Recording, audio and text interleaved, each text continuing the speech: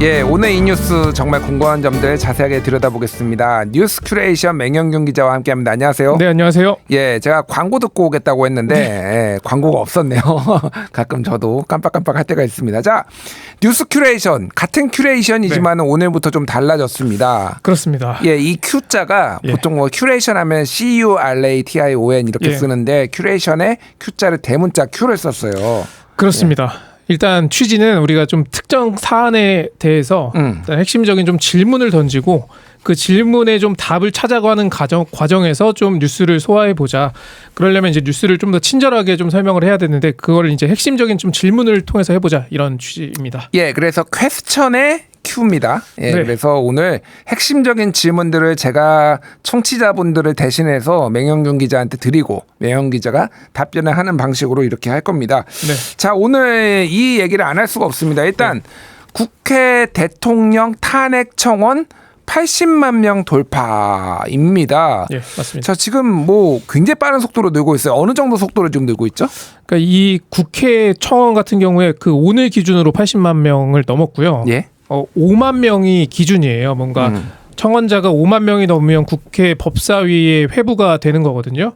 근데 이 청원이 등록이 된 게 6월 20일인데 지금 한 10여일 지났죠. 80만 명을 넘은 겁니다. 그러니까 20일 날 청원이 처음 올라왔고 23일에 이제 5만 명이 넘었으니까 하루에 한 만 뭐 몇천 명 정도 늘다가 그런데 이제 제가 궁금한 거는 지금 23일 기준으로 20만 명, 아니 27일 기준으로 20만 명 정도가 됐는데 갑자기 지금 80만 명이 며칠 사이에 된 거니까 첫 번째 질문입니다. 왜 이렇게 가속도가 붙었나? 왜 이렇게 폭발적으로 지금 증가했나? 이거거든요. 그때 나왔던 뉴스를 보면 알 수 있는데요. 김진표 전 국회의장의 회고록. 그러니까 윤석열 대통령이 그 이태원 참사가 조작됐을 가능성 이걸 언급한 그 이야기를 하고 있는 그 회고록이 공개된 이후로 무서운 속도로 이 청원 동의자가 증가했습니다. 그게 이제 27일이었잖아요. 예, 그게 그렇습니다. 처음 공개된 게. 그러니까 하루에 지금 10만 명 이상씩 지금 매일 증가하고 있다 이렇게 보면 되는 거죠. 맞습니다. 그래서 이 청원자가 주장하는 지금 탄핵의 사유는 최상병 그 순직 사건 수사에 외압을 행사했다. 김건희 여사의 명품 수수 의혹이 있다. 또 한반도 전쟁 위기를 조장했다. 또 일제 강제동원 피해자 사건의 친일적인 해법을 강행했다. 후쿠시마 오염수 해양 투기를 방조했다. 이렇게 크게 5가지인데요. 제가 여기 들어오기 전에 한 4시 50분쯤에 마지막으로 좀 접속을 해봤는데 대기 인원이 3만 명이 넘어요. 아, 대기 인원이 3만 명이요? 그 낮에는 또 한 10,000명, 뭐 15,000명이었다가 이게 보니까 점심시간에 또 4만 명까지 잠깐 대기 인원이 늘었다가 또 잠깐 줄어들었는데 지금 제 느낌에는 이제 퇴근 시간이 되신 분들이 접속을 한 게 아닌가요? 많이 몰린 게 아닌가 그런 생각이 들더라고요. 들어가 보면은 이게 대기 시간이 조금씩 줄어드는데 3시간 이상 기다려야 한다고 나오더라고요. 그만큼 지금 청원의 기세가 높다고 할 수가 있고요. 청원 기간은 오는 20일까지입니다. 이렇게 접속 지연 사태가 좀 계속해서 오늘 발생을 하자 우원식 국회의장이 지금 대규모 참여로 국회 디지털 인프라가 그 수요를 감당하지 못하고 있다. 그러면서 서버 증설 등을 추진하겠다. 이런 지시를 하기도 했습니다. 네, 그래서 저의 이제 첫 번째 질문 왜 이렇게 가속도가 붙었나? 결국은 김진표 국회의장의 회고록에 나왔던 대통령의 이제 발언, 건 뭐 공방을 벌이고 있지만은 그것 때문이다라고 이제 말씀을 해주셨는데 제가 이제 두 번째 의문이 있어요. 지금 진실 공방이 지금 치열한데 자, 김진표 국회의장 거짓말을 했을까? 그러니까 이게 누구 한 사람은 지금 거짓말이라고 뭐 보기도 볼 수도 있고 아니면은 조금 발언이 어느 쪽의 진실에 가까운가를 봐야 되는 건데 이거는 어떻게 좀 봐야 될까요? 일단 대통령실에서는 이 그 회고록에 대해서 왜곡이라는 표현을 썼고요. 또 개탄스럽다라는 입장을 냈습니다. 그러면은 뭐 질문하신 것처럼 김진표 국회의장이 거짓말을 했을 가능성이 있을까? 요거를 생각해 보면 거짓말을 했다면 동기가 있어야 되겠죠. 진실은 일단 두 사람밖에 모를 테니까요.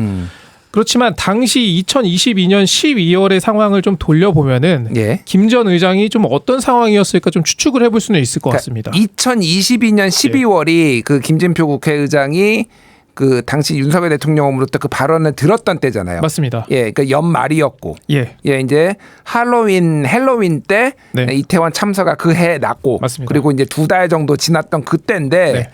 자, 어떤 지금 상황이었었나요, 그때가? 일단 윤석열 정부 들어선 이후는 계속해서 여소야대 국면이었습니다.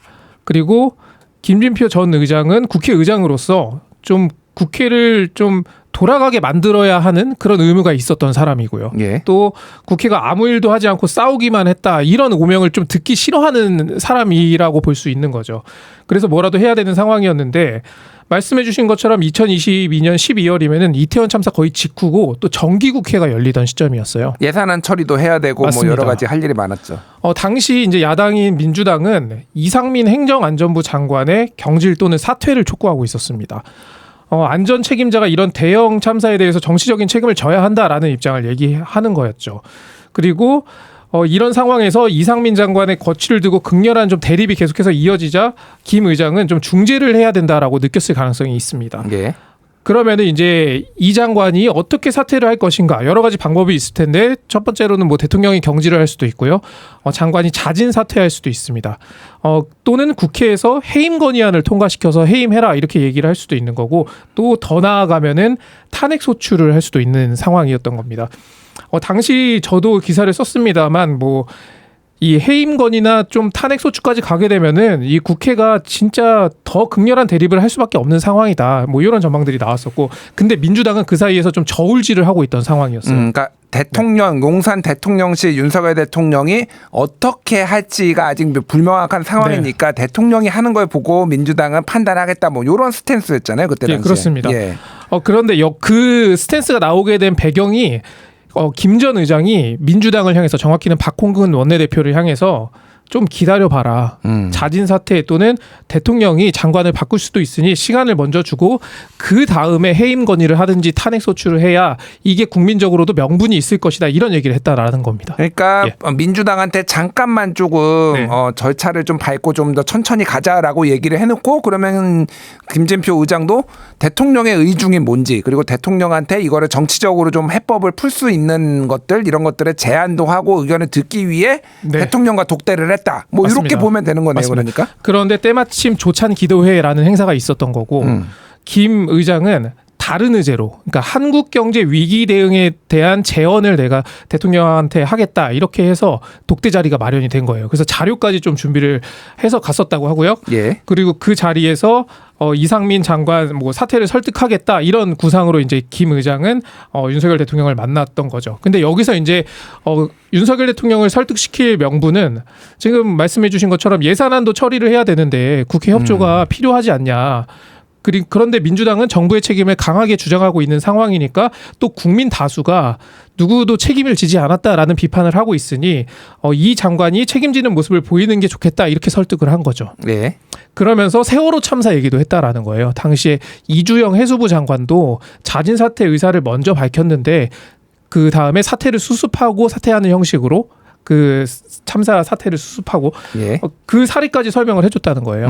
그래서 이 독대를 마치고 김 전 의장은 박홍근 당시 민주당 원내대표에게 이걸 설명을 했고, 근데 민주당에서는 그 얘기를 듣고서는 사태가 없겠구나 해서 12월 7일 의원총회에서 해임 건의를 당론으로 정하게 됐던 거죠. 그리고 이어서 12월 11일에 본회의에서 이 해임 건의안 안건이 처리되게 되는 겁니다. 그러니까 좀 정리를 해보자면은, 그러니까 김진표 국회의장이 대통령 만나서 독대를 하는 그런 자리, 그런 자리가 만들어지고 거기에서 이상민 장관이 정치적 책임을 지고 사퇴하는 게 좋겠다라고 하면서 과거에 이제 박근혜 정부 때의 세월호 참사 이주영 해수부 장관 사례도 얘기를 하고, 그런데 대통령은 이거는 좌파들이 기획한 거 아닌가, 그런 취지의 발언을 해서 이제 김진표 의장은 놀랐고, 그거를 박홍근 원내대표한테 설명을 해줘야 되니까 기다리라고 했으니까 잠시만 기다려라 했으니 그거를 이제 한 거를 박홍근 원내대표가 지금 오늘 언론에 나와가지고 메모장 형식으로 이제 적어놨던 거를 공개를 하는 이런 상황이 된 거네요. 근데 그러면은 김진표 의장이 페이스북에 이제 유감을 또 표명을 했거든요. 이렇게 길게 써서 이거는 어떻게 봐야 되는 건가요? 그러니까 김 전 의장은 정제되지 않은 극단적인 소수 의견이 보고되고 있는 것 아닌가 하는 우려를 전하려는 취지였다라고 했거든요. 그러면서 이제 유감을 표명했는데 민주당 관계자 얘기를 좀 들어봤는데 김 전 의장은 이러한 문제 의식에는 지금 변함이 없다라고 하더라고요. 다만 이런 걱정 차원의 얘기를 회고록을 통해서 한 거지만 그게 두 사람의 대화인 거고, 사실 그리고 그것이 공개된 자체에 대해서는 좀 미안함을 가질 수 있겠다. 예. 이렇게 얘기를 하더라고요. 그럼 그 말인즉슨 결국은 내용에서는 틀린 게 없다라는 거를 다시 한번 좀 확인을 한 거네요. 예. 그러니까 뭐 국민의힘의 박정훈 의원이나 이런 분들이 이제 방송 나와서 얘기를 한 거는 예. 이거를 뭐라고 했나요? 그러니까 김진표 의장이 뭐 입장을 바꿨다. 이런 식으로 얘기를 했는데 그거는 이제 아니라고 좀 보는 게 맞을 것 같네요. 알겠습니다. 어쨌든 이제 어느 쪽의 발언이 더 진실한지는 이제 청취자분들이 이제 판단할 내용이지만은 그 맥락을 저희가 이제 설명을 해드린 거고요. 자, 이제 세 번째 저의 궁금함을 좀 질문을 드릴게요. 자, 이거 어쨌든 지금 탄핵 청원이 올라왔으면은 국회에서 처리를 해야 되는데 이게 지금 민주당이 약간 고심에 빠진 것 같아요. 예, 민주당은 왜 탄핵 청원 역풍을 우려하는가? 두려워는 아니군요. 우려하는가? 요거에 대해서 좀 설명해 주십시오. 일단 탄핵이라는 정치 행위가 갖는 무게감이란 게 있잖아요. 그리고 이 국회 청원은 법사위를 통해서 처리가 됩니다. 그런데 아시다시피 법사위원장을 민주당 정청래 의원이 맡고 있고 또 이 탄핵 청원을 심사하는 소위도 민주당 그 김용민 의원이 맡게 됩니다. 그래서 민주당이 이 탄핵에 전면에 서는 모습이 좀 다소 부담스러울 수 있지 않겠나라는 관측이 있는 거고요. 그렇다고 민주당 입장에서 이런 국민의 목소리가 거의 100만에 육박하게 나오고 있는 상황에서 이거를 좀 무시하거나 좀 늑장 처리하는 모습을 보인다면 그것만으로도 또 지지층이나 어떤 당원들에게 비판을 받을 수 있으니까 좀 약간 뭐 난감할 수 있는 상황이라는 겁니다. 그런데 이 탄핵이라는 행위는 묵직하고 또 명백한 법률 위반이 있어야 통과될 수가 있는 것인데 그런 면에서 지금까지 나온 사안들이 과연 탄핵으로 이어질 수 있는가 현실적으로 그 부분을 좀 검토할 시간이 필요하다라는 얘기를 하고 있습니다. 예. 그리고 아직도 탄핵 반대 여론이 탄핵을 반대하는 여론이 대통령 지지율보다 좀 높게 나와요. 그러니까 대통령 지지율이라고 하면은 여론조사 기관보다 좀 다르긴 하지만은 20% 중반부터 30% 초반 정도로 보통 요즘 이제 나오잖아요. 그거보다도 탄핵을 반대하는 목소리가 높다라는 거예요. 맞습니다. 이게 여론조사 꽃이 6월 28일에서 29일 양일간 그 전국 18세 이상 남녀 1,001명을 대상으로 좀 조사를 한 건데요. 대통령 탄핵에 대해서 어떻게 생각하는지 조사를 했습니다. 전화 면접 조사에서는 찬성 57% 대 반대 40.2%가 나왔고요. ARS 조사에서는 찬성 58.8% 대 반대 38.9%로 조사가 됐습니다. 그러니까 두 조사 모두 찬성 응답이 60%를 넘지 못하는 것으로 나타난 거죠. 그 말은 아직은 중도층은 움직이지 않고 있다. 이렇게 해석을 할 수도 있습니다. 그러니까 지금 탄핵 청원이 이제 아까 전에 5가지 이유를 들었는데 실제 이게 이제 뭐 헌재로 넘어갔을 경우에 그게 탄핵의 사유로 인용될지 여부도 지금 불투명한 상황이라는 거 아니에요? 그러니까 거기에다가 이제 여론까지 아직 좀 확실하게 뜨겁진 않다. 민주당에서는 좀 어떤 식으로 보나요, 이거를? 제가 한 현역 의원에게 요 질문을 해봤는데 이 청원 자체에 대해서는 촛불이라고 표현을 하더라고요. 그리고 이게 광장에서 촛불을 들던 모습이 이제는 좀 디지털의 방식으로 좀 이렇게 나타나고 있다. 그리고 법사위 소위에서 논의를 하면은 그거를 받아서 이제 당 차원에서 또 고민을 해보고 또 민의의 배경에 대해서는 민주당이 함께 이 국민들과 발을 맞춰야 한다. 뭐 이런 얘기를 들을 수가 있었고요. 반면 민주당보다 좀 더 이 선명한 모습을 강조하는 조국혁신당은 곧바로 민심을 받들겠다 이렇게 얘기를 하고 있습니다. 또 탄핵 사유를 꼼꼼하게 들여다볼 것이고 국민의힘과 국가 권력기관은 이제 대통령 후보의 경로가 아니라 국민을 성난난 민심을 두려워해야 된다. 이렇게 좀 밝히기도 했습니다. 뭐 조국혁신당의 지난 총선의 모토가 3년은 너무 길다. 그래서 뭐 탄핵을 시사하는 것들을 발언들을 했기 때문에 좀 더 선명성을 강조하는 게 아닌가 이렇게 보입니다. 자, 오늘 이제 국회 운영위원회가 열렸어요. 약간 이제 중간에 정회되기도 하고 좀 소란도 있었는데 어쨌든 대통령실의 모든 참모들이 다 참석해가지고 많은 질의응답이 오갔는데 이 사안과 관련된 것도 좀 있었죠. 맞습니다. 앞서 설명드린 것처럼 회고록 공개 직후 대통령실에서는 개탄스럽다라는 입장이 나왔고 김진표 전 의장이 왜곡했다 뭐 이런 입장이었는데 그런데 도대체 어느 부분을 어떻게 왜곡을 한 것인지 그럼 대통령이 뭐라고 얘기했던 것이냐 이 부분에 대해서는 답이 없다라는 비판이 또 나왔었거든요. 그래서 뭐 흔히 왜곡이라고 하면은 내가 그런 말을 한 적이 없다 또는 나는 그런 말을 했는데 그런 의미는 아니었다. 또는 나는 어떠어떠한 전제를 달아서 얘기를 한 건데 그게 일부가 편집이 됐다. 뭐 이렇게 요약을 할 수 있지 않겠습니까? 그래서 무엇이 왜곡인지 이소영 민주당 의원이 이도훈 홍보수석에게 물었어요. 예. 당시 입장문 대통령실의 입장문은 대변인실 명의로 나왔기 때문에 그 대변인의 상급자가 홍보수석이기 때문에 이도훈 수석에 질문을 한 건데 이도훈 수석이 윤석열 대통령은 그런 얘기를 한 적이 없다. 이렇게 좀 분명하게 답변을 했습니다. 오늘은. 그러니까 입장이 좀 변한 건데 왜곡이었다라고 했다가 답변이 없었다. 뭐 이렇게 한 건데, 그러니까 제 뭐 의견을 말씀드리면은 결국은 이거는 사실관계는 두 분만 아는 거고 대통령과 김진표 국회의장 누구 말을 더 믿을지.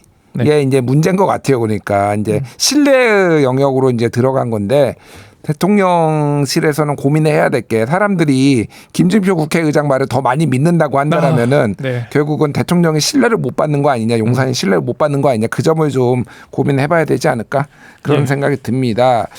자, 최상병 특검 관련해서 얘기를 좀 전해주시죠. 오늘 운영위원회에서 가장 많이 다뤄진 이슈고 요것과 관련해서 지금 집중적으로 질문이 갔는데 좀 입장 차이가 극명했습니다. 맞습니다. 그 수사 외압이냐 아니면은 이게 항명이냐 여기에 대해서 입장 차이가 분명히 공방이 있었는데요. 정진석 비서실장이 답변을 가장 많이 했는데 이 야당이 추진하는 최상병 특검법에 대해서 위헌 소지가 있다고 판단되는 법안은 당연히 거부권 행사해야 된다 이렇게 얘기를 했고요. 그러니까 이 특검이라는 거는 여야가 합의를 해서 해야 된다. 그리고 수사와 소추는 행정부의 권한이다. 그래서 야당만으로 추천이 이뤄지는 특검은 권력 분립에 어긋난다. 이런 취지를 다시 한번 되풀이한 겁니다. 그러면서 이제 정 실장은 이 공수처 자체가 상설 특검 성격을 지니는 또 수사기관이다라는 얘기도 했고요. 그리고 이 사건의 본질에 대해서는 대통령실의 외압이 아니라 박정훈 대령의 항명이다라는 얘기를 덧붙이기도 했습니다. 예. 저의 질문 그리고 오늘 이제 운영위에서 나왔던 질문에 대해서 조금 여쭤봐야 될 것 같은데 8월 2일 날 윤석열 대통령이 본인의 그 개인 휴대전화로 세 차례 전화를 하고 맞습니다. 굉장히 많은 전화가 있었다는 건 알고 있는데 그 앞단에 7월 31일 날 02800으로 시작되는 번호가 이종섭 장관한테 갔다라는 게 언론 보도로 나왔고 맞습니다. 최근에는 아예 이제 이 번호까지 다 공개돼 버렸어요. 7070. 02800 7070. 그래서 이거를 이제 누가 이 번호를 쓰는 거냐라고 오늘 질문이 갔다면서요. 답변이 어떻게 나왔습니까? 있었습니다. 그 질문이 있었고 이 질문에 답을 찾기 위한 수많은 질의가 있었는데 야당은 일단은 정황상 이 윤석열 대통령 자리의 번호가 아닌가 이렇게 보고 있는 거고 그래서 좀 공개를 요구한 건데요. 일단 이 번호가 좀 중요한 이유는 야당에서는 그 지난해 7월 31일 그 대통령 주재 외교안보 수석보좌관 회의 이후에 이 번호로 전화가 당시 이제 이종섭 장관에게 갔고 그 이후로 결재가 됐던 그 이첩 자료가 또 회수로 변경이 됐고 이첩이 회수로 변경이 됐고 그 과정에서 박정훈 대령에게 항명 혐의가 씌워진 거 아니냐 이렇게 보고 있는 겁니다. 그런데 대통령실 그리고 여당에서도 이건 국가 기밀이다 이러면서 공개를 거부했습니다. 그러니까 어느 부처 그러니까 대통령실 안에서도 뭐 비서실, 안보실, 홍보실 뭐 이렇게 있을 거 아니에요. 그렇습니다. 어느 부처인지 공개를 못 하겠다. 국가 안보를 이유로 정진석 비서실장이 공개할 수 없다라는 입장을 분명히 밝혔고요. 그러자 이 정회를 한 다음에 다시 회의가 제기가 됐을 때 천하람 개혁신당 의원이 이거 나도 여러 명함들 모아놓은 그 거기에다가 02800만 검색해도 대통령실 관련 번호가 엄청 나온다.